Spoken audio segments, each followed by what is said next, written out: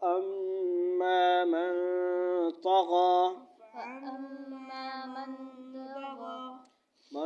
طغى وآثر الحياة الدنيا فإن الجحيم هي المأوى जहीम हाँ पढ़ना हाँ नहीं पढ़ना बहुत बड़ी गलती जहीम हाँ वस्ते हलक़ले के दरमियान से निकलेगा जहीम हियल मअवा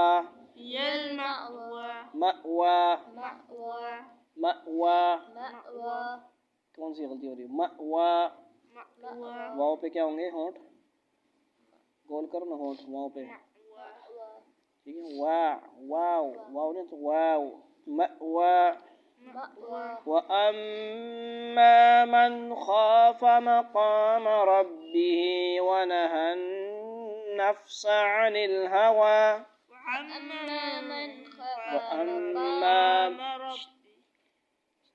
وأما من خاف مقام ربه ونهى النفس عن الهوى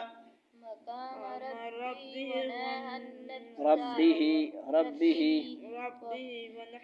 ونهى النفس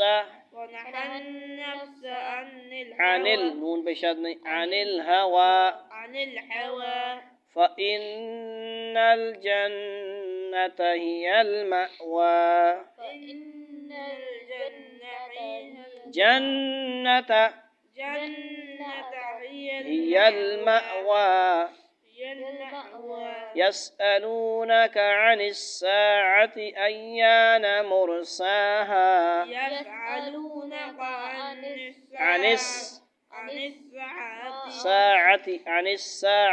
عن الساعة أيان مرساها سين تيز पढ़ेंगे مرساها فيما أنت من ذكراها إلى ربك منتهاها إنما أنت منذر من يخشاها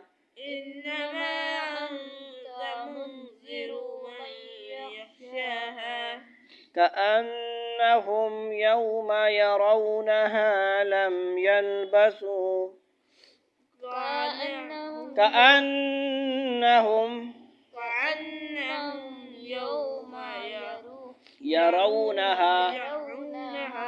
لم يلبثوا إلا عشية أو ضحاها إلا شددا عشية أو ضحاها ये अब कुछ आयतें सुनो गौर से सुनो पढ़ो नहीं ठीक है أعوذ بالله من الشيطان الرجيم